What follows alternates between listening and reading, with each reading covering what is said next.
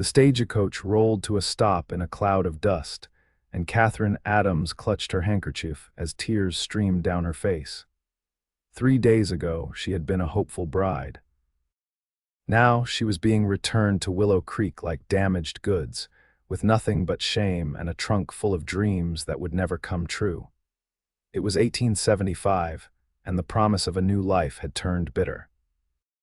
Katherine had traveled all the way from Boston to marry a wealthy rancher in Silverdale, only to be rejected upon arrival. "Too plain," he had declared after one look at her. "Not what I ordered." The humiliation still burned like a hot iron against her skin. The driver helped her down from the coach, his face a mask of pity. "Last stop, Miss Willow Creek." Katherine surveyed the dusty main street with dread. Word would spread quickly. The mail-order bride nobody wanted. At 22, she would forever be marked by this failure. "Need help with that trunk, miss?" The driver's voice cut through her thoughts. "Yes, please, just by the general store. I need to figure out what comes next." Katherine smoothed her travel-worn dress, wishing she could disappear. The trunk landed with a thud on the wooden sidewalk. Katherine sat upon it, wondering how she would afford passage back east. Her parents were gone, her small inheritance spent on this disastrous venture west. The afternoon sun beat down mercilessly as townspeople passed, some nodding politely, others whispering behind raised hands. Katherine felt each curious glance like a physical blow. "Miss Adams." A deep voice startled her. Katherine looked up to see a tall man standing before her. His skin was tanned from the sun, his clothes worn but clean, a cowboy by the look of him. "Yes." She managed, trying to keep her voice steady. "I'm Grant Sullivan. I own the Circle S ranch outside town." His blue eyes were kind beneath the brim of his hat. "Word travels fast in Willow Creek. I heard about your situation." Katherine felt her cheeks flame. "I'm sure everyone has by now." Grant shifted his weight.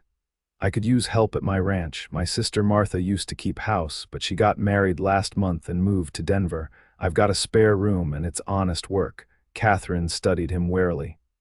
"Mr.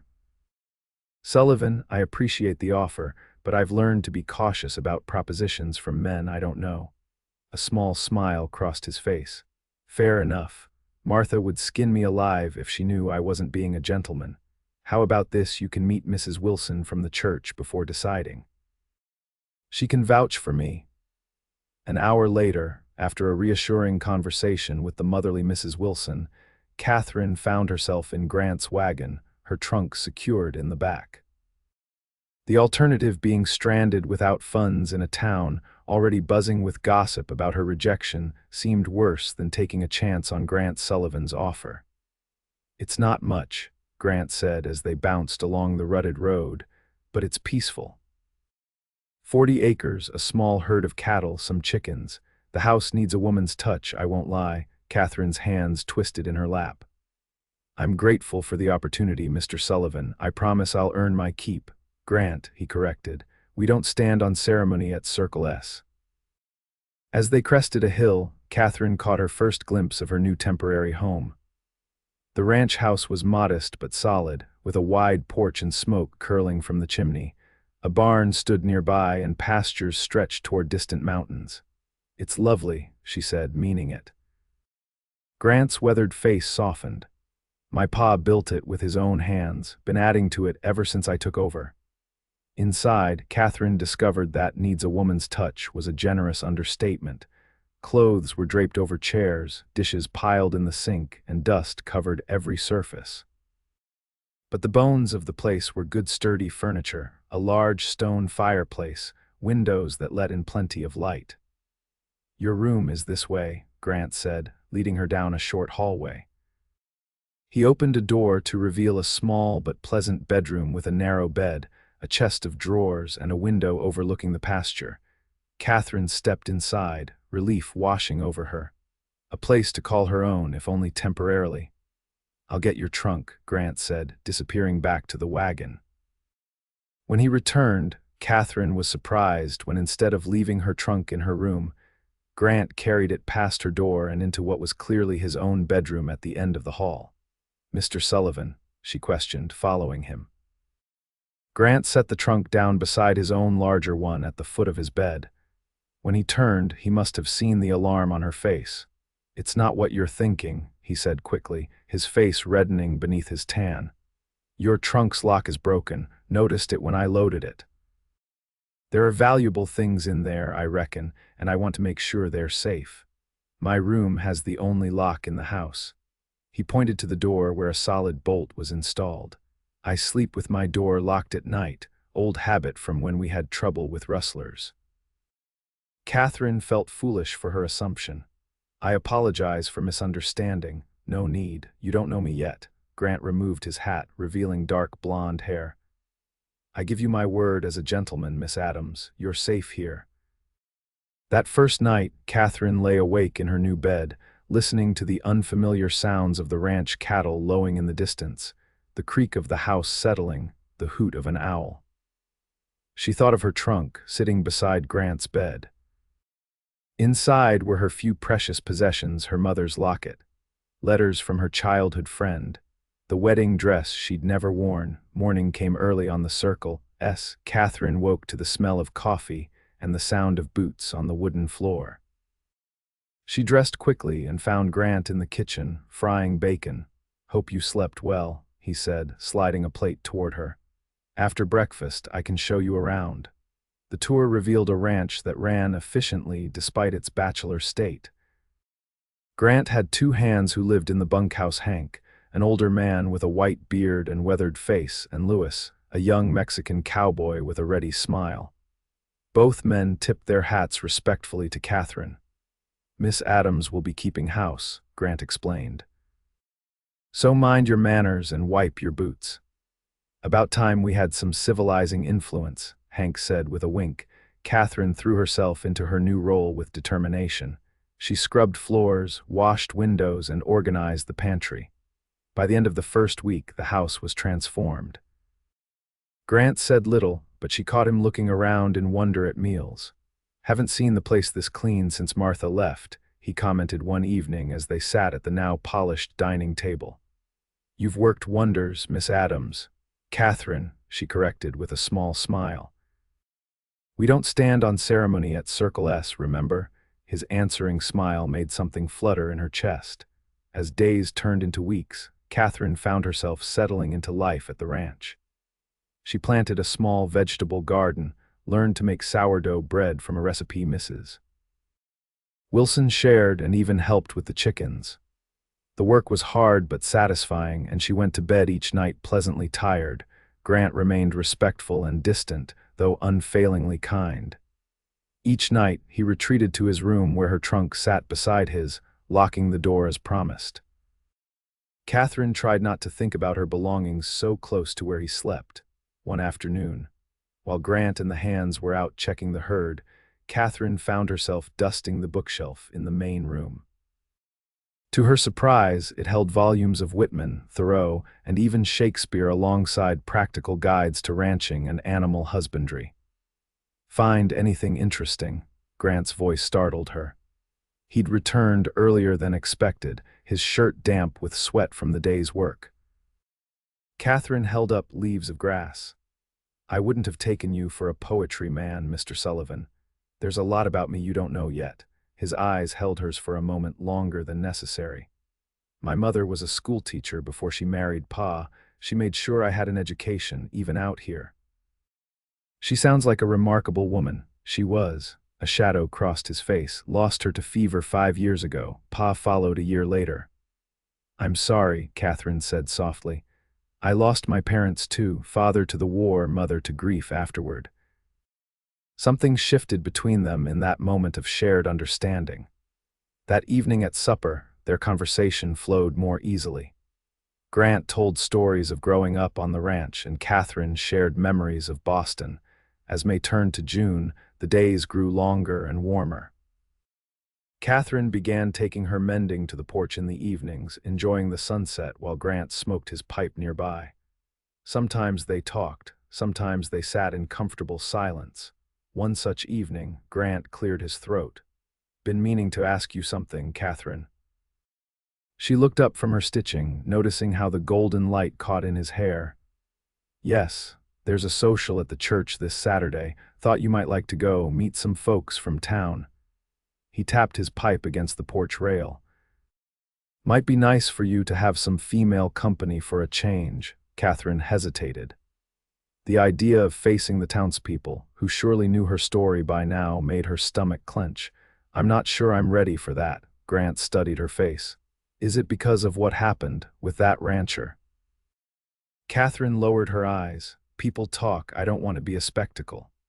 "Anyone who judges you for that isn't worth your time." Grant's voice was firm. "Besides, you'll be with me. No one in Willow Creek would dare say a cross word." Something in his tone made Katherine look up. The protectiveness in his expression sent warmth spreading through her chest. "All right," she agreed. "I'll go." Saturday arrived bright and clear. Katherine stood before the small mirror in her room, pinning her hair. She had washed and pressed her best dress, a blue cotton with white trim that brought out the color of her eyes. It wasn't fancy, but it was clean and proper. A knock at her door startled her. "Katherine, are you nearly ready?" Grant called.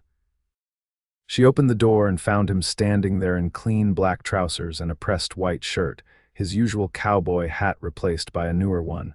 He had shaved and his hair was neatly combed. "You look." His eyes widened slightly. "Real nice." Katherine felt her cheeks warm. "Thank you." "So do you." The ride to town was filled with nervous chatter, mostly from Katherine. What if people were unkind? What if they whispered behind their hands? "It'll be fine," Grant assured her as they approached the church. "These are good people." To Katherine's relief, he was right. Mrs.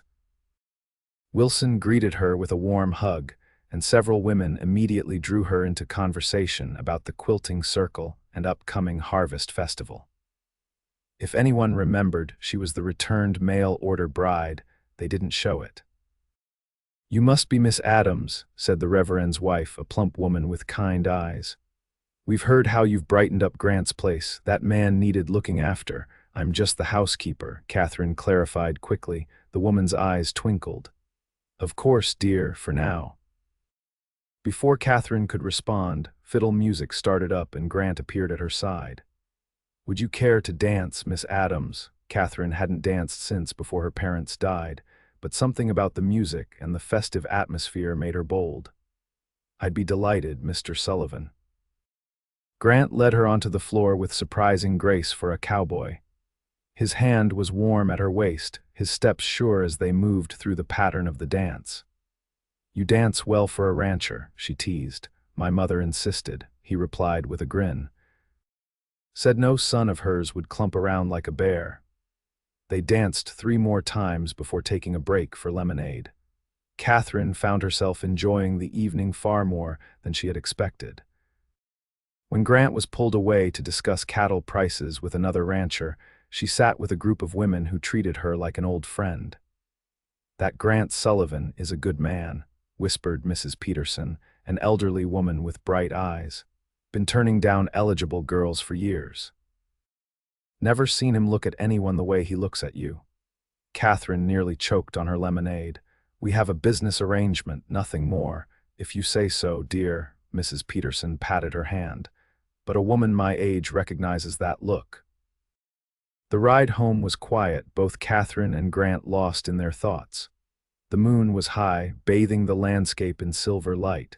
"Thank you for tonight," Katherine said as they neared the ranch. "Everyone was very kind. Told you they would be." Grant's voice was soft in the darkness. "You belong here, Katherine, more than you know." The words settled around her heart like a warm blanket. July brought scorching heat and long days.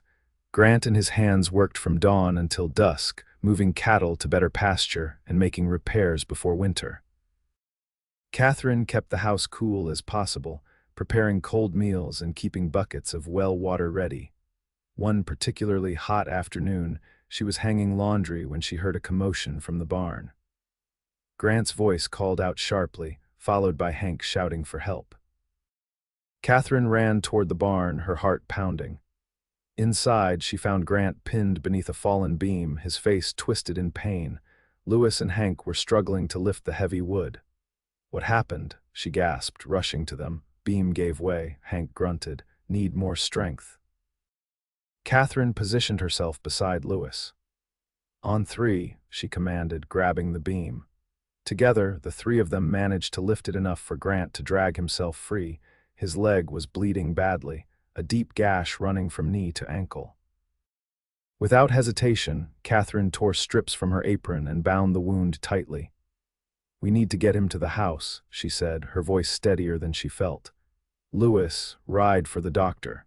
Between them, Hank and Katherine half carried Grant to the house and onto his bed. His face was pale beneath his tan, his breathing shallow. "It's just a cut," he insisted weakly. "Hush," Katherine ordered, cutting away his blood-soaked pant leg. The wound was deep but clean. She washed it carefully with soap and water, then rebandaged it with clean cloths. The doctor arrived an hour later, praising Katherine's quick work. "Probably saved his leg from infection," he said as he stitched the wound. "Keep it clean and make sure he stays off it for at least a week." Grant was a terrible patient, chafing at confinement and worrying about work not getting done. Katherine was firm, bringing him meals in bed and changing his bandages twice daily. "Hank and Lewis are managing fine," she assured him. "Your job is to heal." On the third night, fever set in. Katherine sat beside Grant's bed, bathing his face with cool cloths as he tossed restlessly. In his delirium, he reached for her hand. "Don't leave," he murmured, his eyes unfocused. "Please, Katherine, stay. I'm not going anywhere," she promised, squeezing his fingers. "Wanted to tell you." "Should have told you." His words slurred as he drifted in and out of consciousness. Katherine leaned closer. "Tell me what, Grant?" His eyes fluttered open, startlingly clear for a moment. "That I love you. Have since I first saw you sitting on that trunk, trying so hard to be brave." Katherine's breath caught in her throat. Before she could respond, Grant had slipped back into fevered sleep. By morning, the fever had broken. Grant awoke lucid but weak, with no memory of his nighttime confession. Katherine said nothing, unsure if the words had been real or merely fevered ramblings. Over the next few days, as Grant recovered enough to sit on the porch, Katherine found herself watching him when he wasn't looking, wondering if there had been truth in his delirious words. One evening, as sunset painted the sky in shades of orange and pink, Grant broke the comfortable silence between them. "I had strange dreams while I was sick," he said, his voice casual. "Can't remember most of them, but I have this feeling I might have said some things." Katherine's hands stilled in her lap. "You were quite delirious for a night."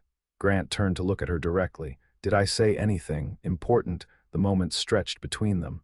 Katherine took a deep breath. "You said you loved me, that you had since you first saw me in town." Grant's expression remained steady, though color rose in his cheeks. "Well, that's inconvenient." Katherine felt her heart sink.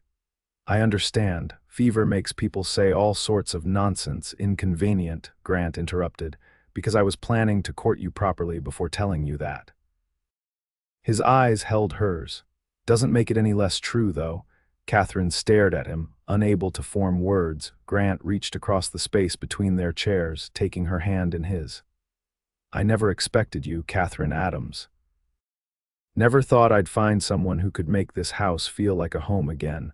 Someone who'd face down this town's gossip with her head held high. Someone who'd lift a beam to save a foolish cowboy." "Grant, let me finish," he said softly. "I know you came here because you had nowhere else to go. I know your heart was hurt by that jackass in Silverdale, but I'm hoping there might be room in it for me." Katherine felt tears welling in her eyes. "There already is." Grant's smile was like sunrise breaking over the mountains. He tugged gently on her hand, pulling her from her chair onto his lap. His arms came around her, strong and sure. "I should do this properly," he murmured, his face close to hers. "We've never done anything the proper way," Katherine reminded him. "Why start now?" His laugh was soft against her lips before he kissed her, gentle at first, then with growing certainty. Katherine melted into him, all the fears and doubts of the past months dissolving in the warmth of his embrace. When they finally broke apart, Grant rested his forehead against hers. "Your trunk's been beside my bed all this time," he said. "Seems like a sign now." Perhaps it was, Katherine agreed, her fingers tracing the line of his jaw. 2 weeks later, with Grant fully recovered, they drove to town together. This time, they headed directly to the Reverend's house. "Are you certain?" Katherine asked as Grant helped her down from the wagon. "It's so soon." "I've never been more certain of anything," Grant replied, taking her hand. "Unless you need more time," Katherine shook her head. The mail-order bride system had failed her, but fate had brought her to Grant anyway. Some things were meant to be. They were married that afternoon in the church, with Mrs. Wilson and Hank as witnesses. Katherine wore the wedding dress from her trunk, the one intended for another man. But as she walked toward Grant, his face alight with love, she knew this was always where it was meant to be worn. That night, Grant carried her trunk from his room, now their room, and emptied it completely. "You won't be needing this anymore," he said, placing the last of her belongings in the drawers beside his. "Everything you own belongs here now. Everything you are belongs here." "With you," Katherine finished, wrapping her arms around his neck. "With me," he agreed, and sealed the promise with a kiss. By Christmas, the Circle S had transformed. Curtains hung at every window, a piano sat in the corner of the main room, a wedding gift from the townspeople, and the smell of baking filled the house. Katherine had started a small school for the children of neighboring ranches, teaching 3 days a week in the converted storeroom. Grant watched his wife hanging evergreen boughs above the fireplace, her movements graceful and sure. She caught him looking and smiled, that special smile reserved just for him. "What are you thinking about, husband?" she asked, crossing to where he stood. Grant pulled her close, one hand resting on the gentle swell of her belly where their child grew. "I'm thinking about how lucky I am that some fool in Silverdale couldn't see what was right in front of him." Katherine laughed, the sound like music in the warm room. "His loss was definitely your gain." "Our gain," Grant corrected, kissing her softly. Who would have thought that a returned mail-order bride and a lonely cowboy would find everything they never knew they wanted? Outside, snow began to fall, blanketing the Circle S in white. Inside, Katherine and Grant Sullivan stood wrapped in each other's arms, surrounded by the home they had built together, a home founded not on arrangement or convenience, but on love that had grown naturally, like wildflowers after spring rain. In the wild territories of Wyoming, they had claimed the greatest fortune of all, a love that would sustain them through all seasons to come.